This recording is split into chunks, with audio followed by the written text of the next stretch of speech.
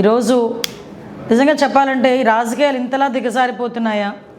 రాజకీయ నాయకుడు పదవుల గురించి, లేకపోతే వాళ్ళ నాయకుడు తాలూకా ప్రోత్సాహం గురించో, లేకపోతే వాళ్ళ నాయకుడు తాలూకా మన్ననల్ని పొందటానికి వైఎస్ఆర్సీపీ నాయకులు ఇంతలా దిగజారుతున్నారా? నిజంగా చాలా బాధ అనిపించే సన్నివేశం. ఎందుకంటే ఒక మంత్రి చేసిన వ్యక్తి, రాజకీయంగా చాలా పదవులు చేసిన వ్యక్తి, చాలా సీనియర్ మోస్ట్ నాయకుడు, వైఎస్ఆర్సీపీ నాయకుడు అంబటి రాంబాబు. నేను ఇంతకుముందు అంబటి రాంబాబు గారు అనేదాన్ని, కానీ గారు అన్న పదానికి అర్హత లేని వ్యక్తి అంబటి రాంబాబు.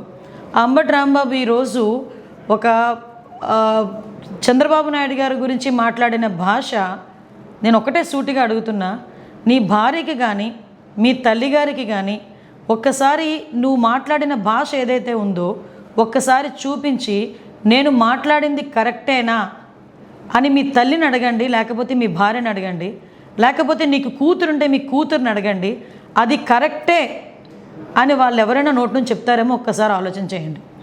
అంటే మీరు మాట్లాడే భాష నీ కుటుంబ సభ్యులు కూడా యాక్సెప్ట్ చేయలేని విధంగా ఉండేటప్పుడు, దట్టు నీ వయసు కన్నా పెద్ద వ్యక్తి, ఒక ముఖ్యమంత్రి స్థాయి వ్యక్తి, అటువంటి వ్యక్తి గురించి చాలా నీచంగా విద్వేషపూరితమైన మాటలు మాట్లాడుతూ, ఒక పక్క విధ్వంసాన్ని సృష్టించడానికి ప్రోత్సహిస్తూ, లా అండ్ ఆర్డర్ని ఎలాగైనా భగ్నం చేయాలనే ఉద్దేశంతో నువ్వు పనిన పన్నాగం చూస్తూ ఉంటే నిజంగా మిమ్మల్ని ఏ జాతిలోకి పరిగణలోకి తీసుకోవాలో కూడా మాకు అర్థం కావట్లేదు.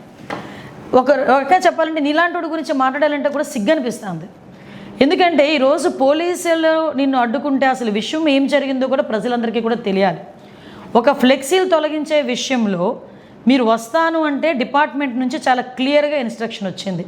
మీరు అదే పని మీద కనుక అక్కడ వస్తే ఇబ్బంది పడతారు, మీరు అక్కడికి రాకూడదు అంటే మీరే స్వయంగా అంబటి రాంబాబే స్వయంగా పోలీసులకి నేను గుడికి వస్తాను, గుడి దగ్గర నుంచి బయట ప్రెస్ మీట్ మాట్లాడుకొని వెళ్ళిపోతాను, దానికి మాత్రమే డిపార్ట్మెంట్ పర్మిషన్ ఇచ్చింది.